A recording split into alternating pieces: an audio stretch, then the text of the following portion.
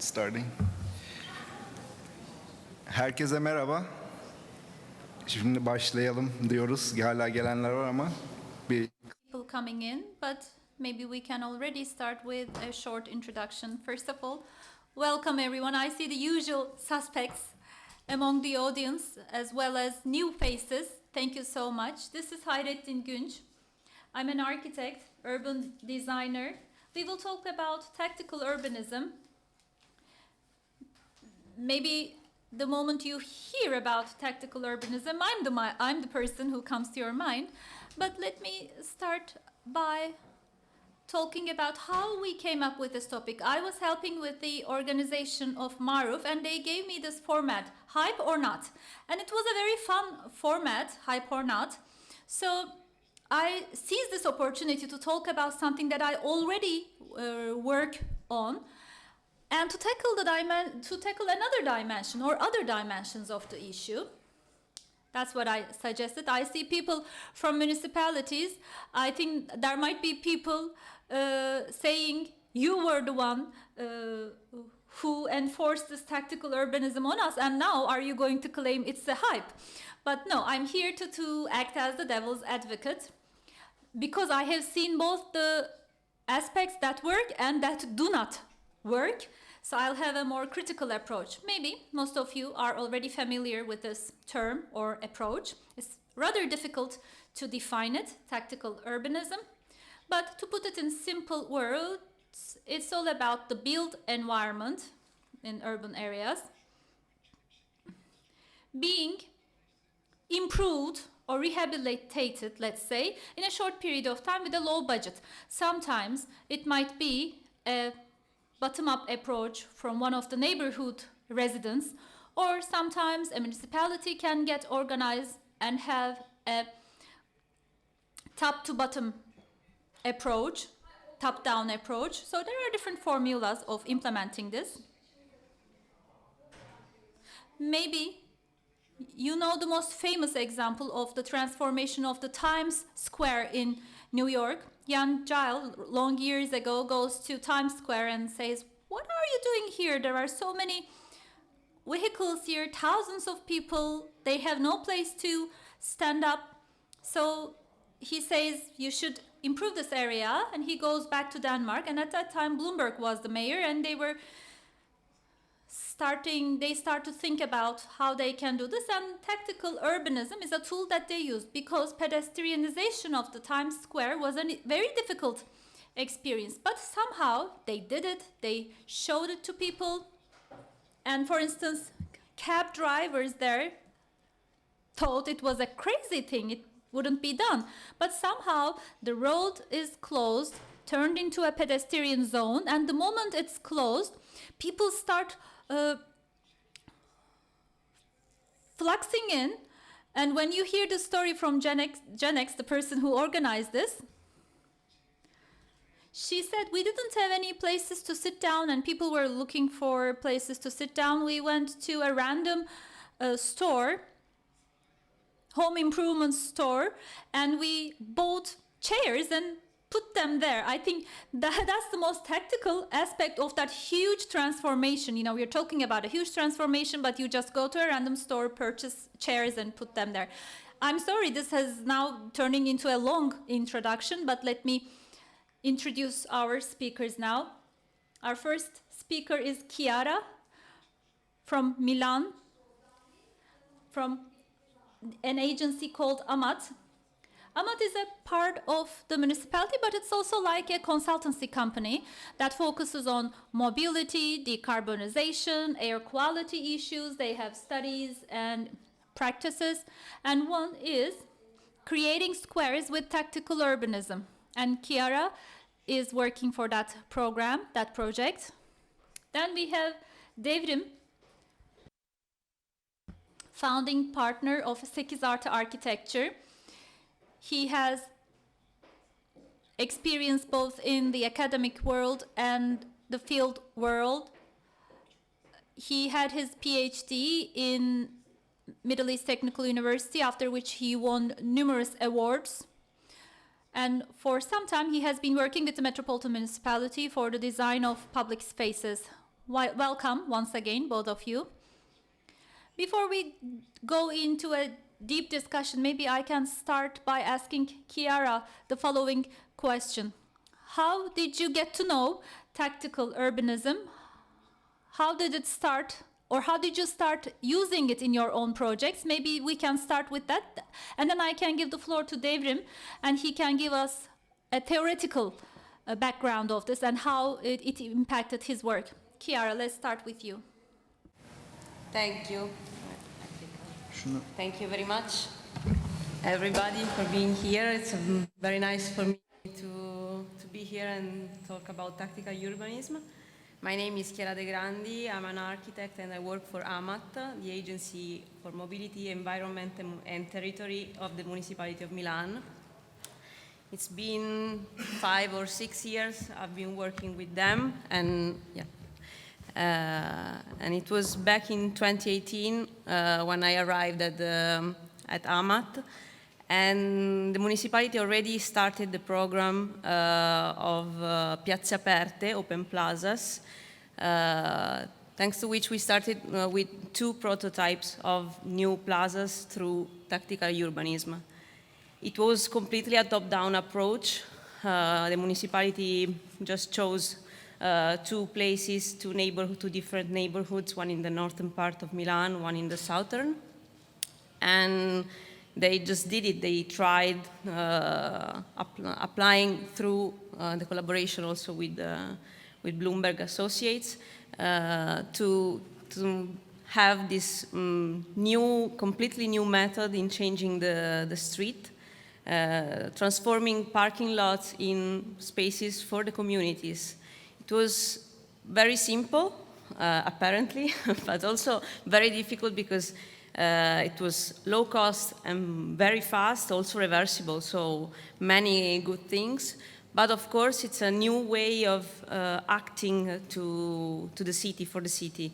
And the municipality was not really comfortable in doing things this quickly, and also applying new methods and new elements to the change of the city. They were used to ages in changes and capital works and very strong interventions that need a lot of money and a lot of time. After that, there was a big breakthrough in which we decided to scale up, to change completely this approach and merge it together with a new way of thinking that the Municipality of Milan was working on too, which was that the public space is a common good, and we were applying together with the tactical urbanism the pact of collaboration. So participation started to be something very important together with the tactical urbanism method.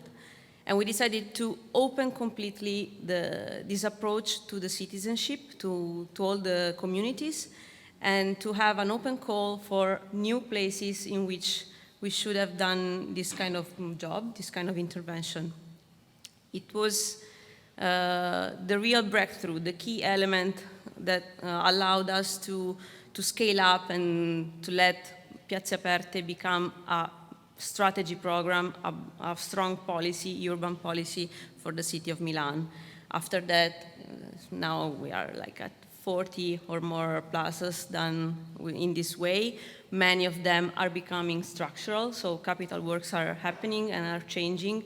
And I don't recall any of them coming back. Of course, it was not simple, it was not easy. Resistance to change is one of the biggest issues, but I think that it could have worked very well, even if, the key was participation in a real way, really involving citizens in doing the things together, and that was very important, I think. Okay, thank you. I'm going to talk in Turkish. I'm sorry for that. Şimdi tabii ben mezun olduğumda taktiksel şehirleşme yoktu. Sonuçta bir kentsel tasarım. Well, I received education in urban design, And in urban design, the designer is important. And the interventions that will change other people's lives are made by the designer or maybe some public officials. That's the training that I received. But this conventional understanding really changed a lot. And now we have this inflation of urbanism, different types of urbanism. Apart from tactical urbanism, we have tens of different types of urbanism practices that we can enlist. Do-it-yourself urbanism, other types of urbanism. There is a great diversity. Maybe the underlying reason behind this is that the conventional planning understanding as we know it, the holistic planning understanding, went into a crisis in the 1980s with the neoliberal policies. The planning itself also tried to overcome this crisis and shifted to a more communicational planning as referred to by Habermas. So rather than top-down mechanisms, more communicational methods should be used, they said. That was a type of transformation. I started by talking about planning because all the urbanism issues spread out to a certain area, evacuated, quote unquote, by planning. So as planning withdraws, together with neoliberal policies, the urban design policies evolved into a different direction, and the transformation of space, especially public space, together with the withdrawal of planning, became an empty area, a void area. Maybe in the 1950s, this concept emerged as an urban design concept. And again, throughout the process, this also had its ramifications and hundreds of different disciplines emerged. So tactical urbanism, we can say that it's related to the crisis of representation in the design of urban processes. Chiara also talked about it. Rather than this conventional top-down approach, we are now having this bottom-up approach, or at least we are questioning if it would be possible to have a bottom-up approach.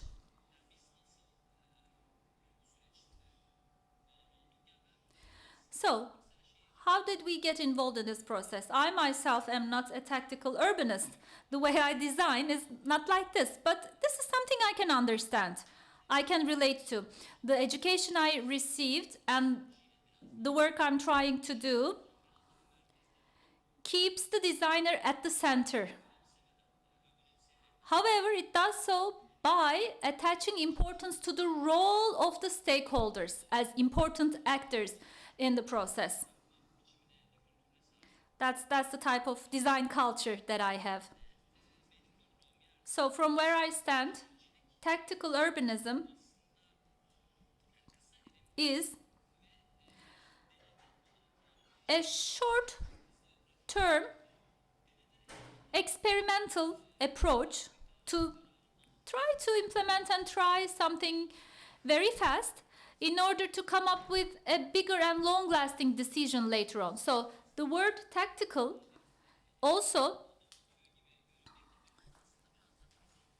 seems to be taking a short-term step, but actually it has more longer-term implications. Maybe I can stop here. Yes, Devrim said something very nice. Tactical urbanism, or tactical planning as well, is actually something whereby conventional planning is not that active. When there's a gap, for instance, it's faster, it's more inclusive, let's say, action-based, more rapid. I'm emphasizing the word rapid and fast because conventional planning processes sometimes take too long and people get frustrated. But maybe we can say this. In Milan, 2 projects were chosen It started in a tactical manner.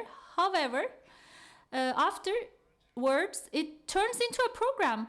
Tens of, I think she said 40, right? 40 plazas or squares were transformed, planning was made, tens of people worked in this. So now it's real planning. It's no longer tactical, right? Which part is the tactical part? So this bottom-up approach, where is the bottom part of it, let's say? So I'm questioning that tacticality. Chiara, I don't know. Do you have anything to say on this?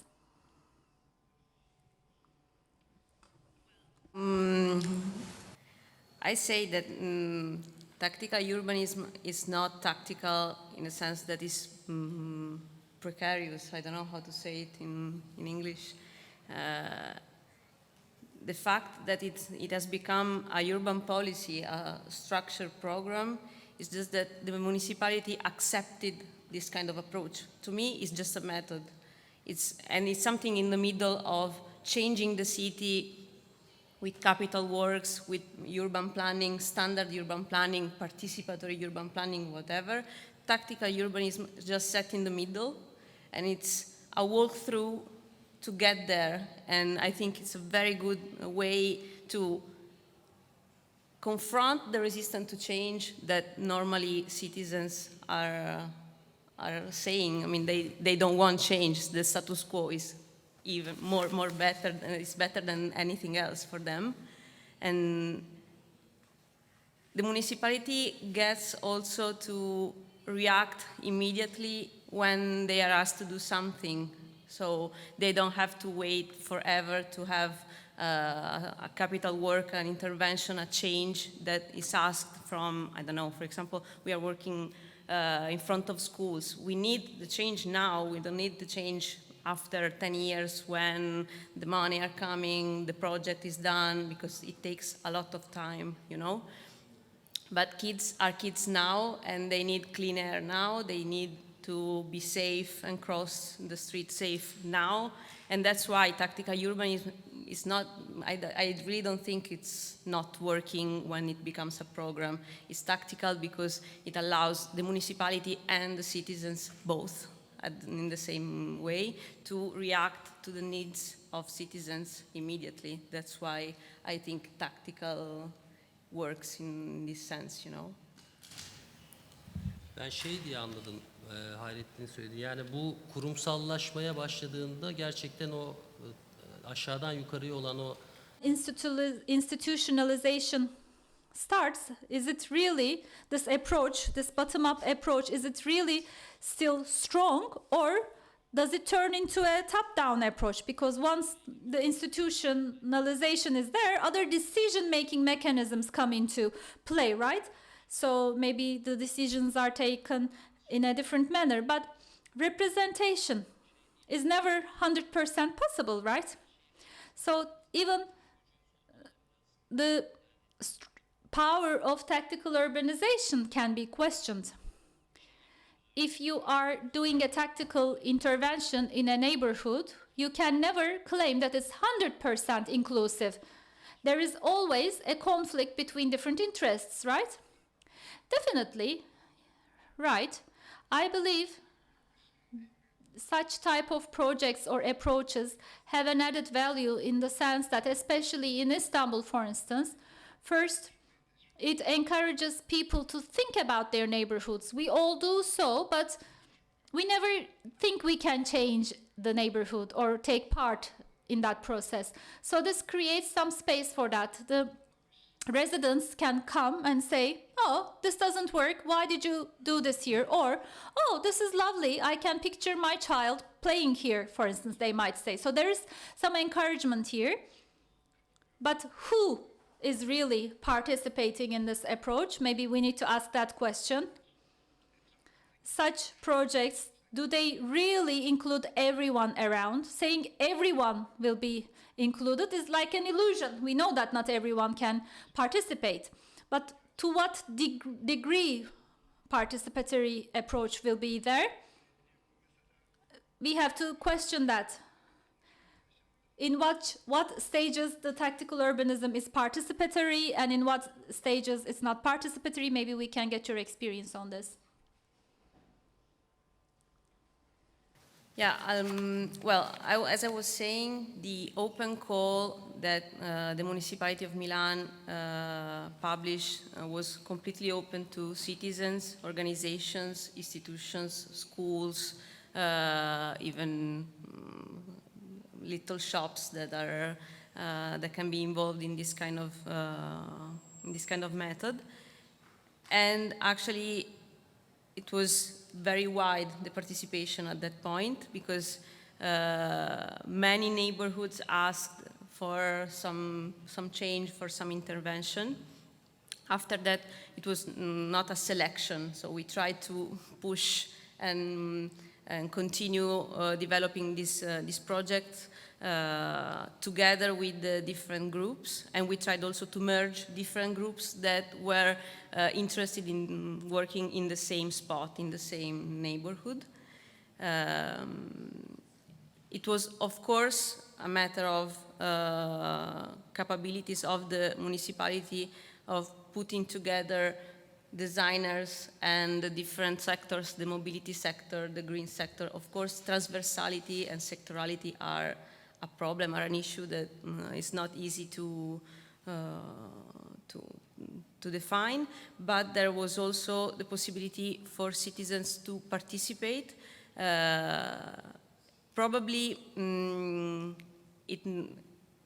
it's not easy to make them understand what urban design means and how and what kind of tools they have. Of course, it's not easy, but I think it was very open to anyone.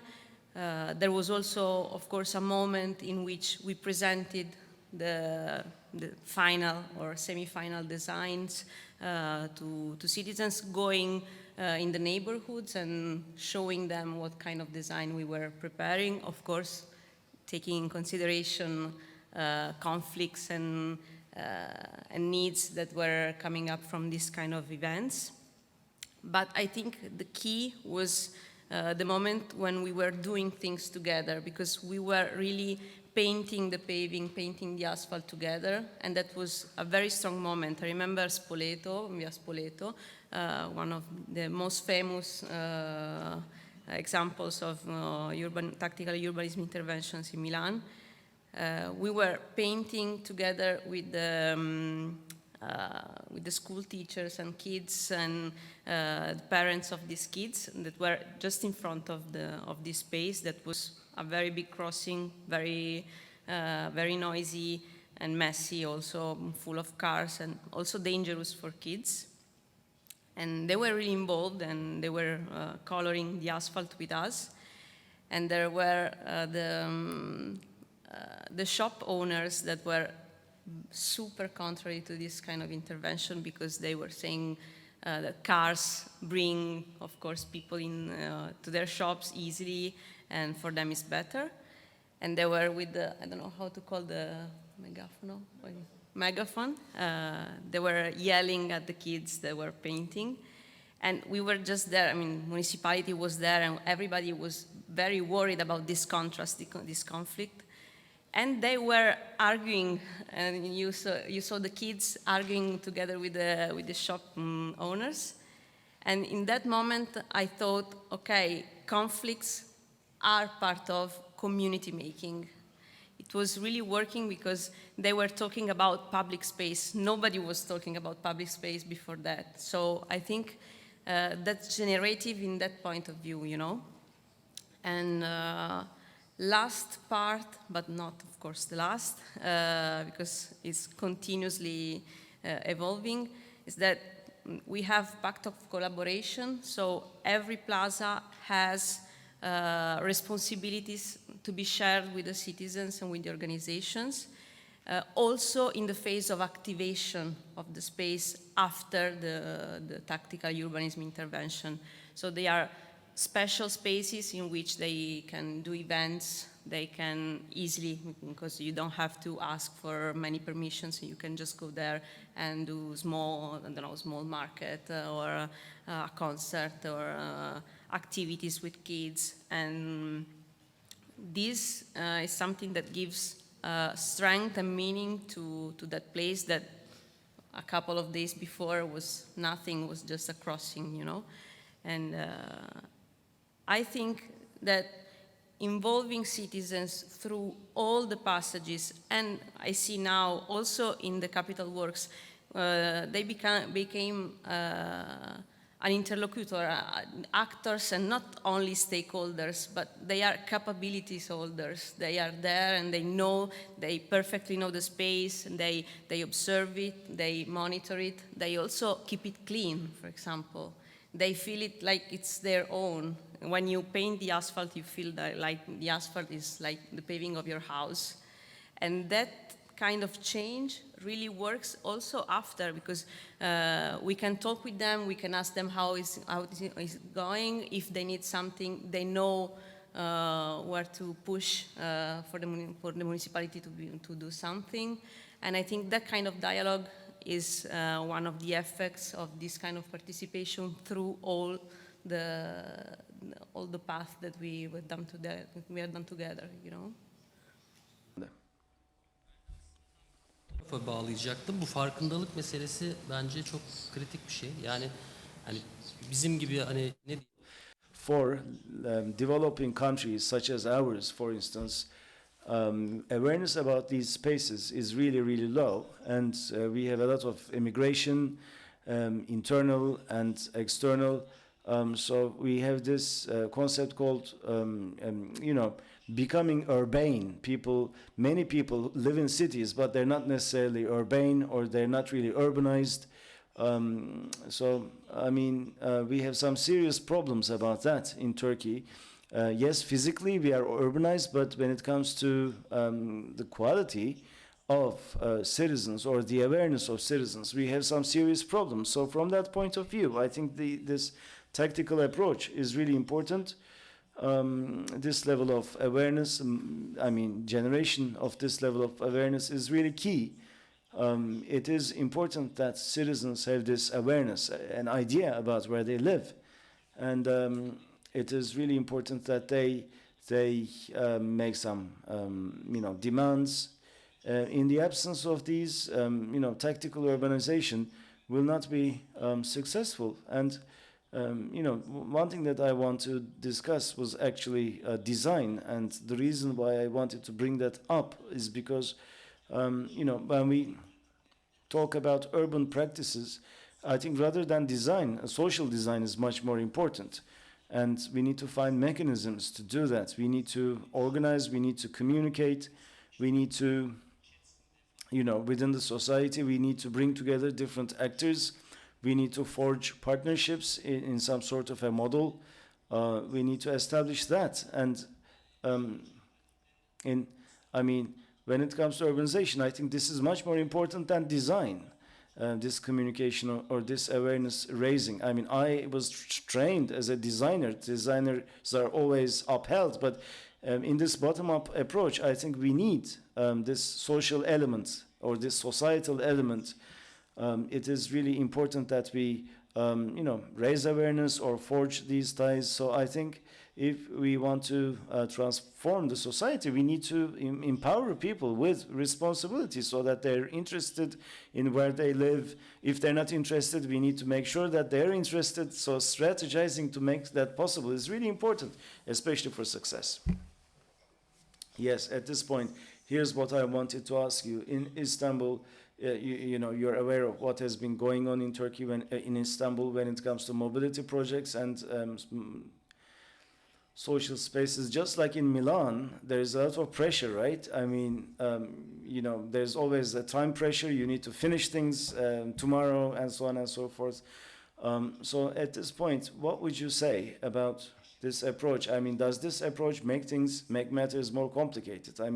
If we were to say to the city of Istanbul? I mean, can we try this tactical method?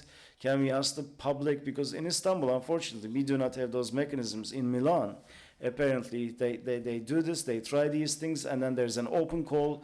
People in the neighborhood, they make applications, and then those projects are implemented. That's the mechanism that they have established. But of course, this can be done in Istanbul, but we haven't done it yet. And here's what I was wondering. I mean, would this make the municipality's life easier or more difficult? I mean, if there's more participation, would it make things more difficult? I mean, are we ready to do this? Are designers ready to do this? Are politicians ready to do this? What would you say? I have just jotted this down. In municipalities, especially the city of Istanbul, is a behemoth. It is one of the biggest public actors in Turkey when it comes to budget, when it comes to the organizational structure. It is immense, and that is why they have their own culture of doing things. And unfortunately, sometimes this is a bit obsolete. And that is why practices of this kind, I mean, how do you introduce such practices? It's not so easy, but when it comes to certain matters, such as, I mean, if ownership is not a problem, if legislation is not a problem, these approaches can be tried and tested. I think that would be possible. When I look back, I mean, I have worked as a consultant for many projects, and I see this progress. I mean, and I think this is viable. This can be tried. This can be tested. We can draw conclusions, and then we can, make it more widespread. But what you have indicated is also true. Municipalities don't have infinite resources. They're elected into office for 5 years. The first 2 years, they're trying to get the hang of it, right? How things work. It's a huge organization. They try to find out how things work.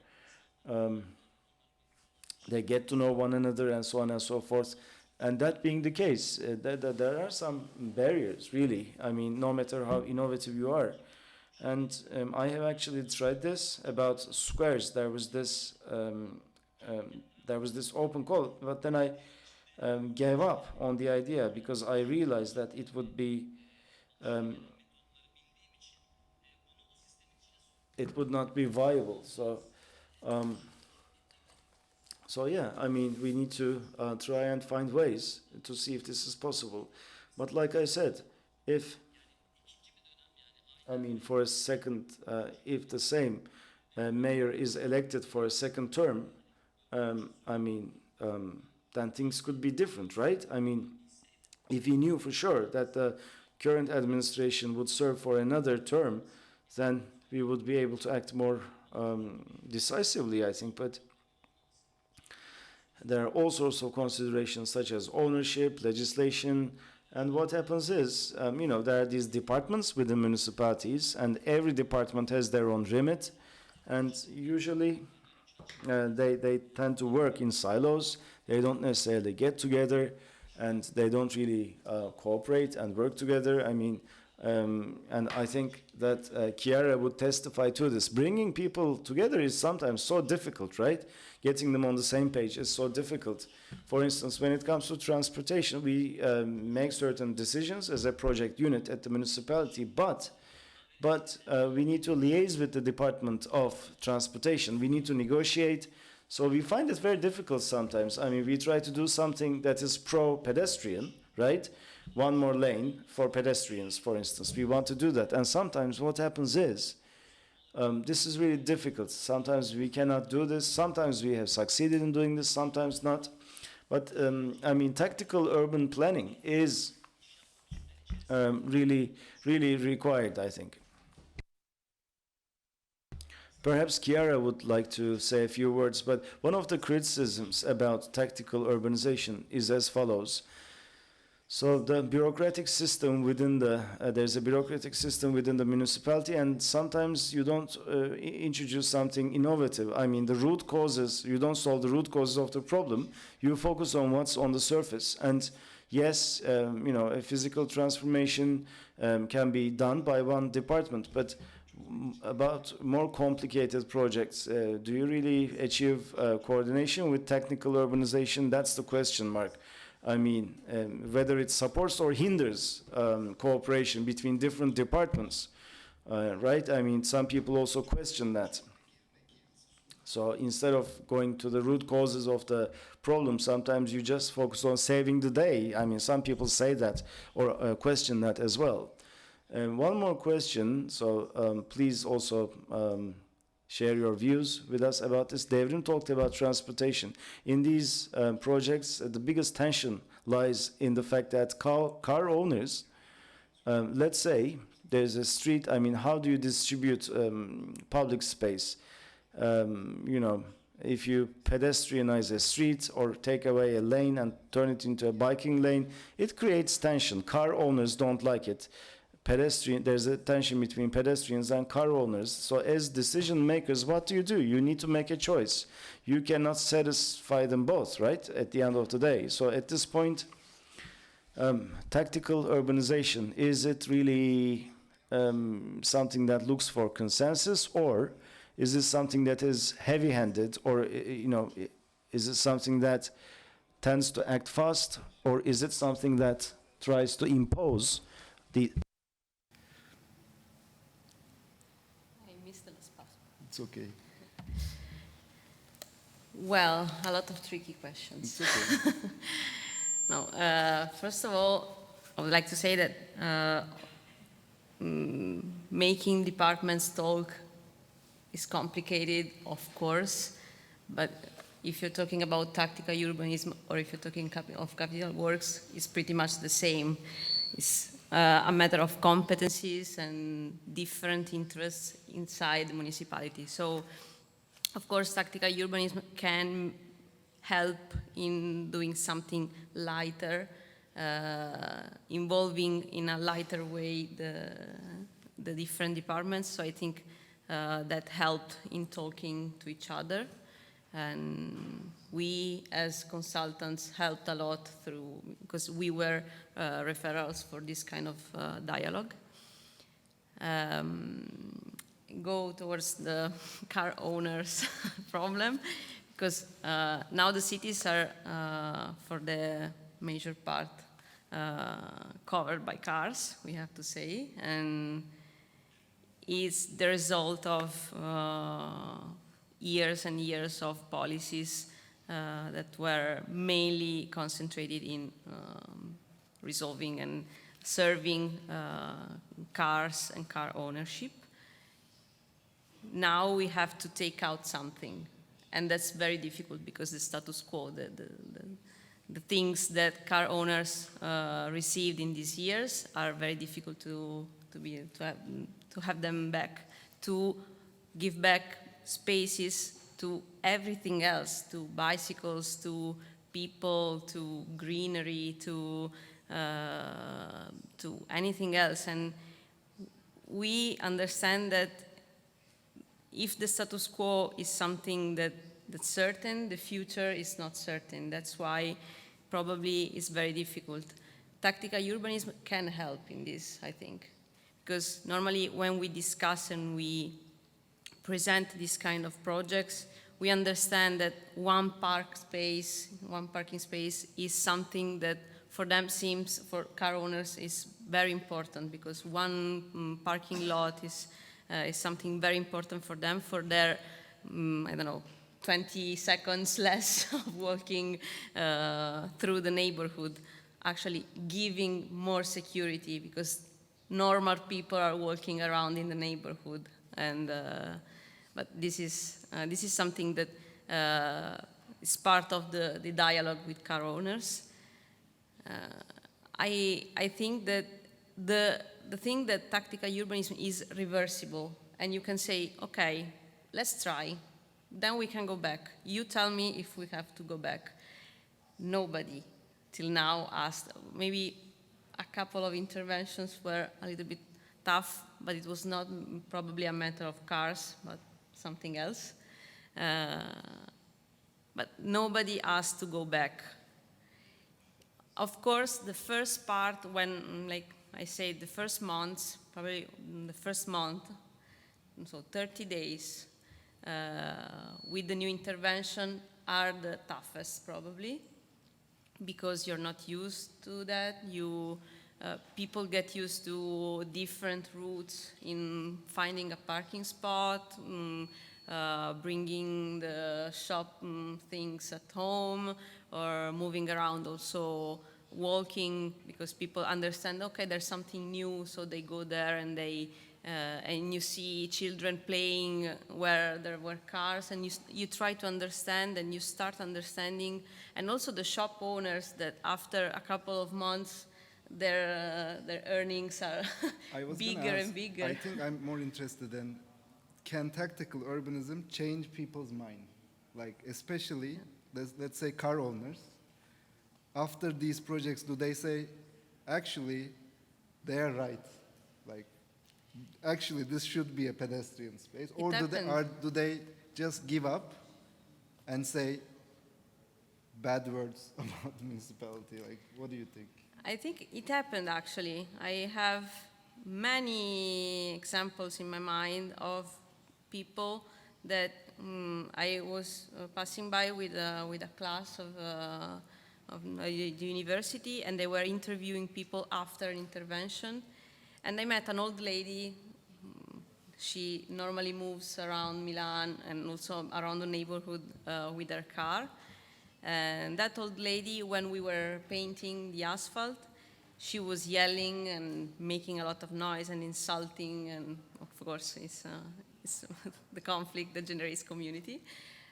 And we met her after, I don't know, 3-4 months. We went there with the university, and the students asked her what she was thinking about the space, but they didn't know. And I was super worried that she was giving bad influence on the students about the intervention. And she said, well, actually, I was very, very contrary on this thing, but in the end, I have to say it's very nice to be here and meet my pals and do things there were also a concert, and there were kids playing. My nephew went here. It was very interesting how she completely changed her way of interacting with the space, just because she tried, of course. So I think it takes time. It's not the first days are very, very difficult all the time, because people are not expecting it and they don't appreciate change in general. I think it's psychological also. No? Devrim Bey'den sonra sorular da alabiliriz. Onu da düşünmeye başlarsanız Evet. buyurun. Ya bu araç tabii, kent dediğimiz zaman araç. We say the city, vehicles are one of the most important discussion items because they really occupy a big part of the public space. We reserve a huge amount of public space for mobility of cars, and tactical urbanism has the aim of getting this space back from the vehicles, this space that was generously distributed to the cars in the past. We want to reclaim that space, and there is always a relation between the vehicles, the cars, and pedestrians. When we say vehicles, we immediately think of people who are inside the vehicles 24 hours a day. But those people are also pedestrians at certain times of the day, right? They also use those pedestrian zones. So the more city becomes walkable, the more visible people are in the city. For instance, in Turkey, we don't see disabled people a lot on the streets. This doesn't necessarily mean that there are no disabled people in Istanbul or in Turkey, but there is no physical infrastructure that is convenient for disabled people in Turkey. That's why they don't go out on the streets. The more we make it more convenient for them, the more visible the disabled people will be. The same thing holds true for the pedestrians. The more the public spaces become pedestrian friendly, I think the easier it will be to solve the problems regarding cars. But again, we need to go back to planning. We need to have public transportation comfortable enough that people will change their habits of using their own car. So tactical urbanism cannot be a remedy for all problems. We all know this, but then the improvements that are done thanks to planning can help tactical urbanism succeed. I'm saying this because when I think about the problems we face about transportation, sometimes transportation people approach the issue from a planning perspective, and I don't think it's wrong. But reclaiming one lane of a street, for instance, means that you actually should have a planning for the other parts of that street. But what we call as leftover space, if what we're talking about is a leftover space that doesn't directly impact the planning, then we can have consensus for that space, leftover space, much easier. Because they don't really care. People don't really care about losing that leftover space. But if you want to take half of the street, for instance, one whole lane, then I need to think about tacticality there. Yes, this relation is very important. This in holistic planning and the relation between that and tactical urbanism is important. Maybe we can proceed with the questions. I think there's a question from the front row here.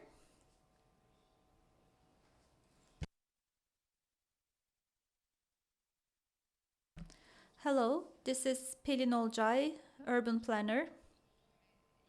I didn't read a lot on this topic before, and I'm not very familiar with this topic, but I think what you said was very interesting, so thank you very much for this.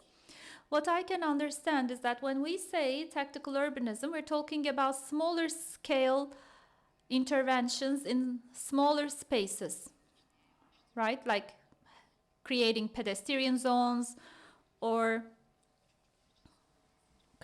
designing streets for kids, for children.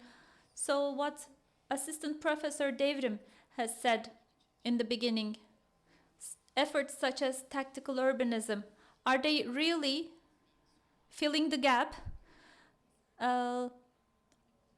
left by planning? That was my initial question in my mind, but now I understand that planning and tactical urbanism complement one another. Because planning is more comprehensive, it requires more effort, but when you say tactical urbanism, you can have smaller scale interventions, and as the scale goes larger, I think you still need to go back to conventional planning. Because when things turn into a bigger area, many other factors also come into play, so you need to go back to planning, conventional planning, if I'm not mistaken, if I understand you correctly. But I guess the biggest advantage of tactical urbanism is that it makes it easier for participation. And tactical urbanism, as it really touches people's life more, you can have even easier participation. So it's different than this top-down approach. It's different when it comes to its scale and participation level. So I kept thinking about its relation with planning as I was listening to you. And I thought tactical urbanism will be complementing planning, because planning doesn't really intervene in a very small part of a street. But then as tactical urbanism grows larger, then there is a shift to planning again, if I'm not mistaken. Yes. Maybe I can add on to what you said. Going back to the first example I gave about Times Square. We might not call it a small-scale project because it's the size of 2 football fields. Maybe we can think about Beşiktaş Square, same size. And what Devrim was talking about, complex projects. Tactical urbanism might fail when it comes to big projects. Well, you didn't say that, I'm adding this now, but tactical urbanism, is it applied to only small, easy interventions, or does it also work in more complicated and challenging urban areas? I don't know, maybe you have an example from Milan that you need to share with us. Well, I do have it. Well, during the pandemic, we had this very big emergency we had to do something, we had to decide to change something because we couldn't really use public transport.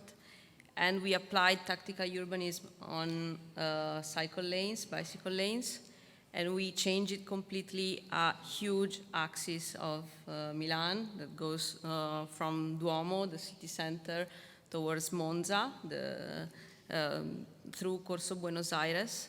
It was a very, very long intervention along this axis, and it involved, of course, the sidewalks, enlarging them because it's a very important commercial area.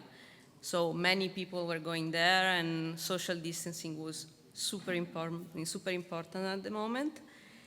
There was also the need of secure crossings and, of course, bicycle mobility. A lot of people were going there with bicycles at the time, and they were not secure, and there were many car lanes, and we had to take out a few lanes. We started with a super tactical intervention, no curbs at all, just painting in the paving, and that's all. I think it's more than 5 kilometers long, so it was huge, done in 1 week because we had a urge. We had to do it very fast.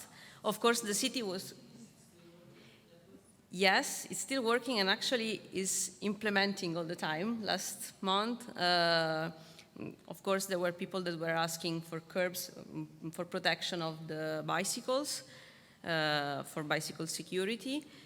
And at the time, we weren't really understanding how the city would have changed because, I mean, there were no cars around. I mean, everybody was locked down at home.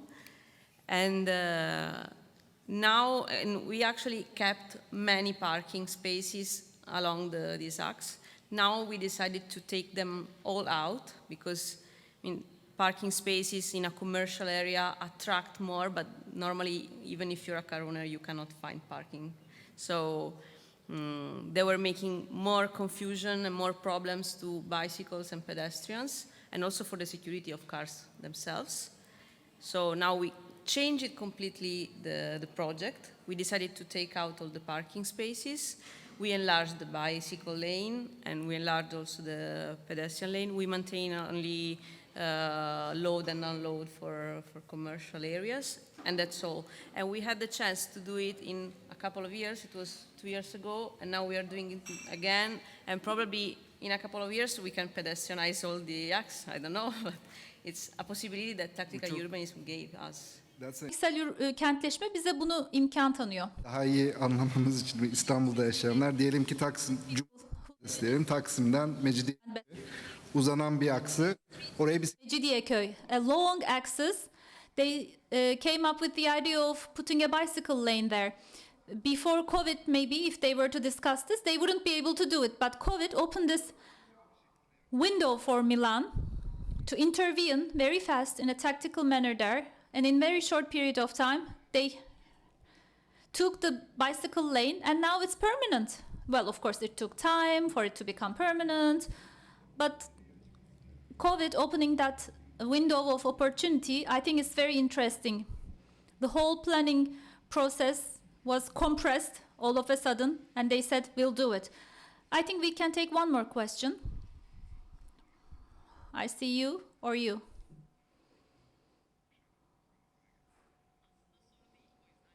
It's not a question, I'll be brief. A very beautiful, very nice discussion, first of all. Thank you so much. The examples were also wonderful. I just wanted to make this contribution. That's why I wanted to take the floor. Although I agree with the concerns of tactical urbanism, having a holistic approach, the importance of holistic and integrated transportation is there. But maybe, as we have seen in the examples, there is this dimension of convincing people, right? The citizens, the users, the people living in the neighborhood. You either try to convince them that that's the right project, or you also try to convince the decision makers, politicians. And because of this need to convince others, maybe these projects are taken into consideration more meticulously. I think this is an asset of this approach, because we see very poor, very bad pedestrianization projects. We see bicycle projects that are very wrong from a security perspective. But because of this element of convincing, we can come up with very good projects. I think that's very valuable, and I wanted to add this because this wasn't touched upon in the discussion. Okay, let's take the other questions briefly. I think there is a question from the front and then in the back. And we have just 5 more minutes. So very fast. Burak Yıldız, urban planner. I don't have a question either. I just want to make a contribution. We have many city planners, urban planners here, continuing their trainings. When I was a student, we didn't have this concept, but active mobility, tactical urbanism, such topics should be integrated into the curriculum of the universities, because we now have a different planning approach rather than the conventional approach. So maybe, I hope one day tactical urbanism will be put into the programs and curriculums of universities. And another thing, there is a period of time for people to get used to this tactical urbanism approach, but in Turkey, when you get used to it, you can do it. Because in everyone's neighborhood, there is always a fresh market, vegetable market, right? They close some streets on a given day and people don't react to that. They use the alternative roads and modes of transportation. For instance, last week in Istanbul, we had a bicycle tour. The main roads were closed. This received a lot of reaction. However, people do not react when the streets are closed for fresh market. So I think when people get used to, there is no problem. It just is a matter of getting used to, I think. Bahadır and Furkan. Hello. Again, not a question, an announcement. In one of our city tours under MARUF on this Friday, we're going to have a tour in Maltepe Tactical Urbanization project. We will have a bus, a shuttle bus that will take you there. If you want to participate, please come. We have 4 different tactical urbanization areas. One is Zümrüt Evler, the second one is Yeli Kavak neighborhood. We also have some unsuccessful examples, and we will show you why we failed and what kind of problems we faced. So I just wanted to briefly announce you this. On Friday afternoon, we will have this tour. Yes, thank you so much for the presentation and the discussion. Very entertaining and broadening our minds on a topic as important and new as tactical urbanism. I was just wondering, as a planner, I do believe that planners should also be communicators, because with the people we deal with, the actors, the local authorities and local people, we need to be in constant communication, right? This new concept of tactical urbanism. Even us, we haven't been able to understand it very well, so how are we going to communicate to other people? So imagine a random person, a citizen. If you were to explain tactical urbanism to a normal, regular person with 1 sentence only, how would you do this? This is a question for all 3 speakers, so that I can also use your definition to explain it to people. I would say it occupying or occupation. Occupying a space that belongs to you, right? Occupying a space allocated for another use, for car parks, for instance. Claiming that space and insisting on it. I think this is a very widespread culture in Turkey. A corner shop always expands, right? It never stops. In Turkey, we always have these expansions. You can use it in a good manner also. We need to convert it into expansion of public space. Occupation, occupying, or something like that. We also use the following thing. When you buy clothes, for instance, we no longer have tailors, but when you get a dress stitched, you have rehearsals, right? You go and you get your measurements. I think the tactical urbanism is just like that fitting, that rehearsal. You are going to make this new urban design here. We are rehearsing this here, doing the fitting here.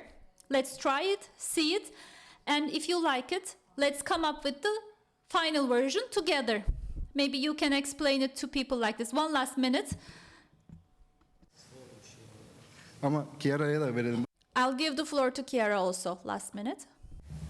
Very quickly. Well, normally I say, can you imagine what would you do without these 4 cars with an empty space in front of your house or in front of your shop?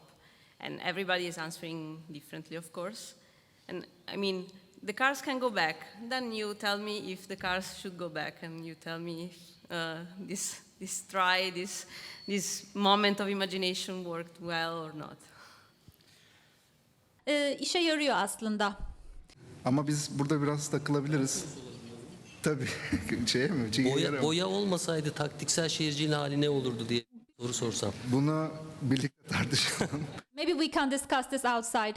Thank you so much, Devrim, Chiara. Thank you. And please take a look around the exhibition we have outside to understand the examples. And please feel free to join the tour in Maltepe. Thank you. Thank you and have fun at MARUF. Thank you.